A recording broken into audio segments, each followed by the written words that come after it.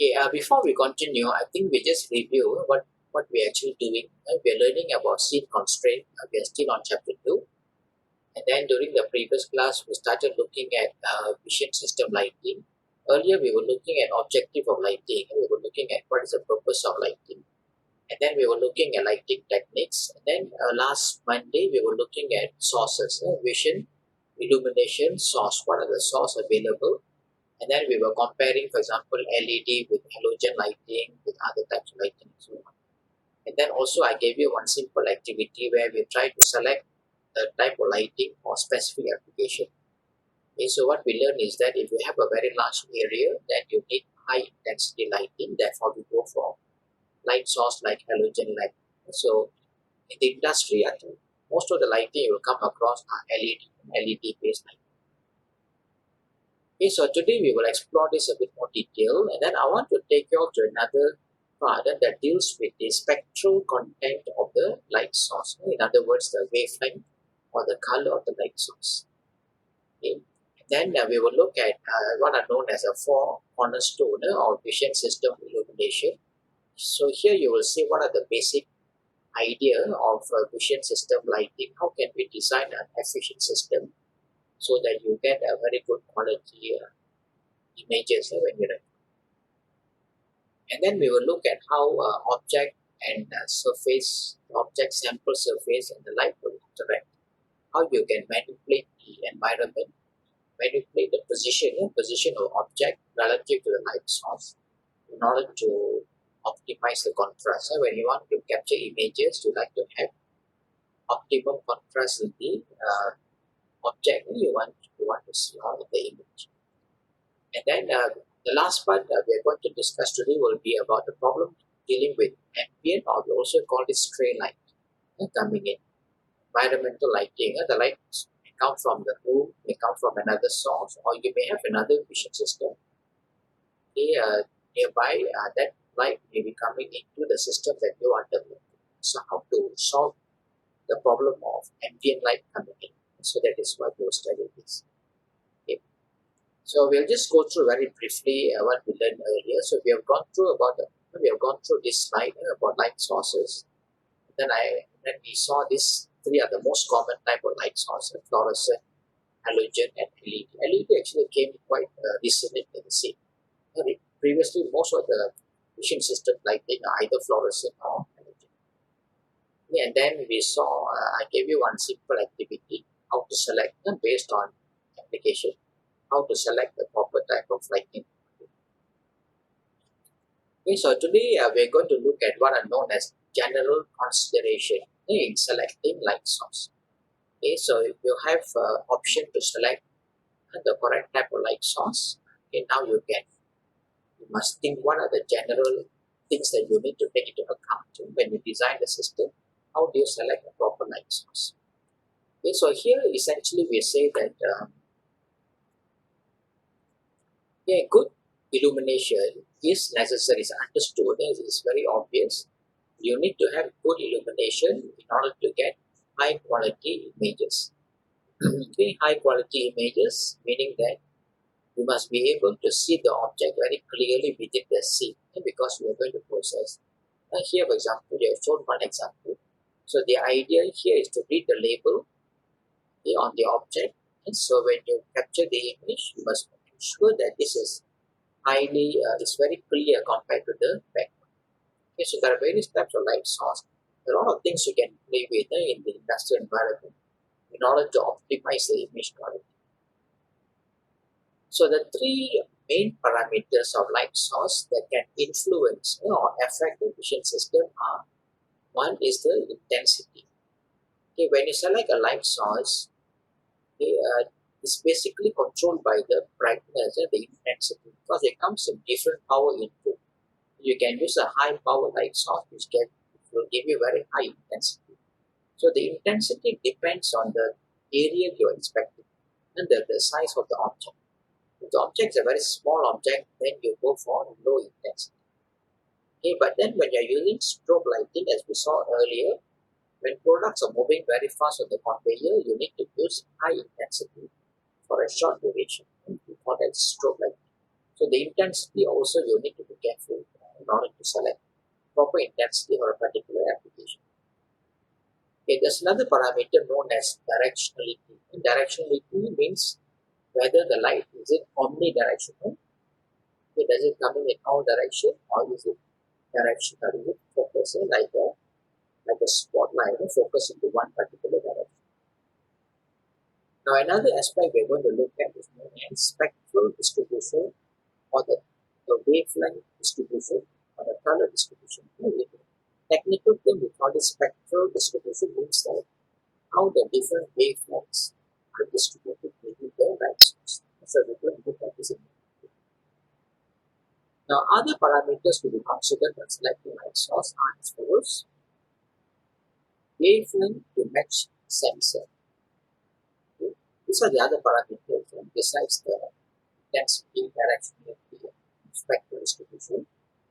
Other parameters you need to be aware when you select light source are wavelength to match sensor. Now this is wavelength of the light source. This is sensor in the camera. So we are trying to match the wavelength of light source to the sensor in the camera. Later we will see in more detail why this matching is very important to get the optimum quality image. Now another parameter you need to consider is the area to be illuminated. And this is the size of the field of view, the size of the object, the area that you want to illuminate. So if you have a large area, a large object to inspect, then obviously you need a high power, high intensity light source. One other factor will be reflectivity of the surface. Is the surface diffusely reflective, or is it specular? Is it like a mirror polished surface? If it is reflective, like a mirror surface, then you need directional lighting to detect difference. What about the heating? There are some light sources produce a lot of heat. Even LED light source also nowadays, because of the intensity, it can produce a lot of heat. And so if you are looking for low heat application, then we go for fluorescent lighting. And also the space available within the locality of the object or the scene within your vision system environment. My voice is blur. I think there's because of the rain. It's raining heavily outside here. I think that is why you can't hear. Probably there's interruption is there. If there's any problem, I will repeat this thing. It's space available. Now coming back to this part here, wavelength to match sensor. Okay. According to advanced illumination, this is what they say. They are people who are specialists in design of lighting. This is what they say. The effectiveness of light is partly determined by the sensitivity of the camera to specific wavelength. So here you notice the camera sensor itself will be more sensitive to some wavelength and less sensitive to other wavelength. And so we need to understand the relationship between the source, the wavelength of light source, as well as the sensitivity of the camera. A CCD with peak reception between 620 700 nanometer. Now the CCD stands for charge coupled device. This is a kind of sensor. This is a camera sensor. The camera sensor with peak reception means maximum output. The maximum output between 620 and 700. This is the characteristic of the sensor. Okay. And this kind of sensor will register more output. Output in the sense of voltage. So this sensor will produce more output from a 660 nanometer red light than from a 470 nanometer blue light. Now if you look at the spectrum of light colors, you notice that this 660 nanometer is somewhere here. This is 600, this is 700, for 660 something. So if the source we are using is red color, then this CCD sensor will have very high reception. You must be able to match the sensor sensitivity and the color that they are providing to the vision system. We'll come back to this in more detail in short class. Now here you'll notice some examples. Now I've given some examples here. Okay. So here we have a ring light. Here you can see the ring light over there. The color of the light is red. Okay. Similarly, here you see a dome light. Here the camera is up here, which is dome lighting, and the color is red. Here the light is built into the camera module. It is built inside here, but you can see the reflection of the light here. It is red in color. So the question is why vision system designers select red color, red LED. Most of the application you will see we use red LED. There is a reason why we select red LED. Okay, the answer is given by this diagram and one or two more diagrams I'm going to show you later. And so here we are trying to understand why is it that when you look at any vision system in the industry, okay, the light source, LED light source is most of the time it is red in color. Okay. Now let's look at this diagram here.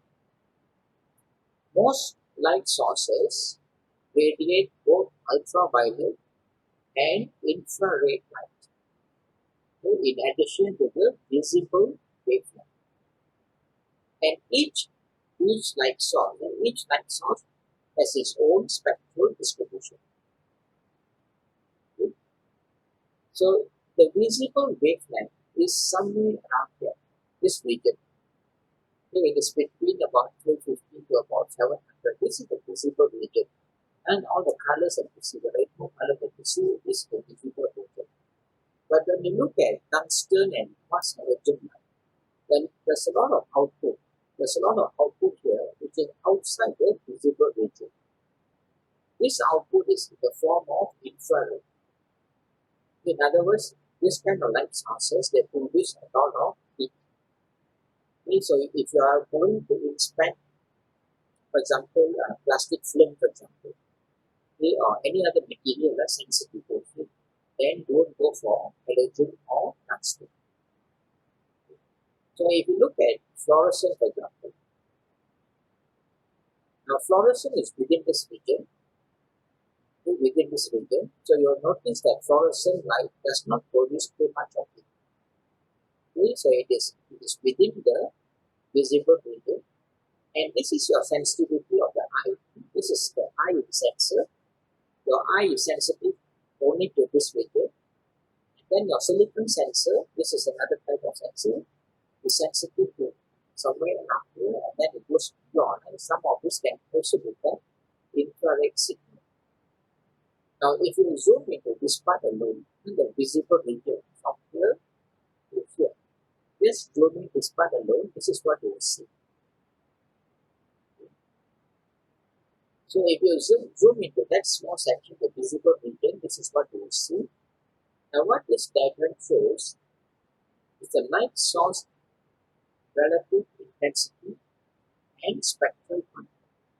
Okay. Now the spectral content refers to the wavelength. This is the relative intensity. It shows which produces more intense light, which produces less intense light.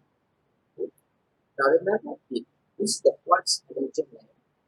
Okay. The graph is going up, then it goes all the way up because a lot of energy is wasted in the form of infrared, in the form of heat. Now what we are interested in will be LED lighting. The LED lighting industry for vision system lighting, you have two most common colors only, white light and gray light. But there are also other colors you can select for specific application. Now here if you look at white light, the white light has a mixture of different wavelengths. The white light has a mixture of different wavelengths, ranging from about maybe about 450 up for 700, and we have this. We have different wavelengths inside this white light. Similarly, fluorescent. If you are using fluorescent light, you have a range of intensity, range of wavelength within this source. Now, when you look at red color LED light source, because red color lies within this speaker, so the output is always very narrow, it's only within this speaker. And so we select red light in order to match the sensitivity of the camera sensor. Now this is light source distribution. So when you look at the camera sensitivity spectral content, so this is absolute QE.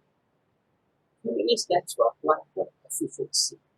Quantum efficiency means what percentage of light is converted into voltage.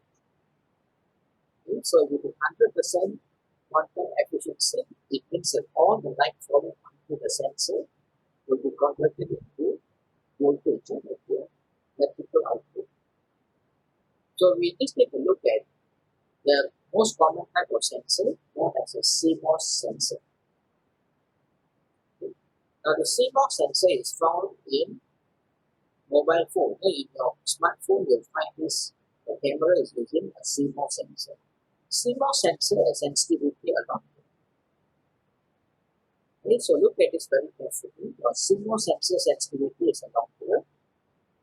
So what it means is the output, the quantum efficiency, depends on the wavelength.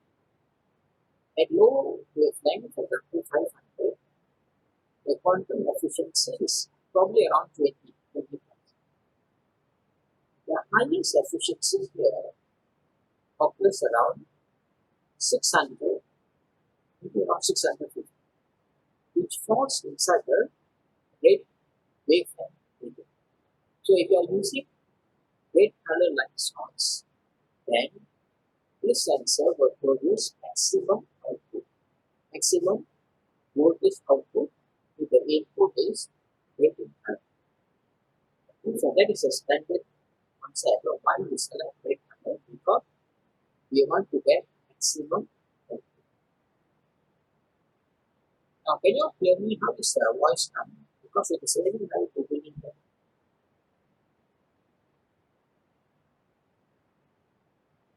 Still blur. It is blur. Hopefully the rain will stop. I can't do anything. I cannot control the rain. Now before we continue, these two words here actually you can Google and find out what's the meaning. It's not really relevant.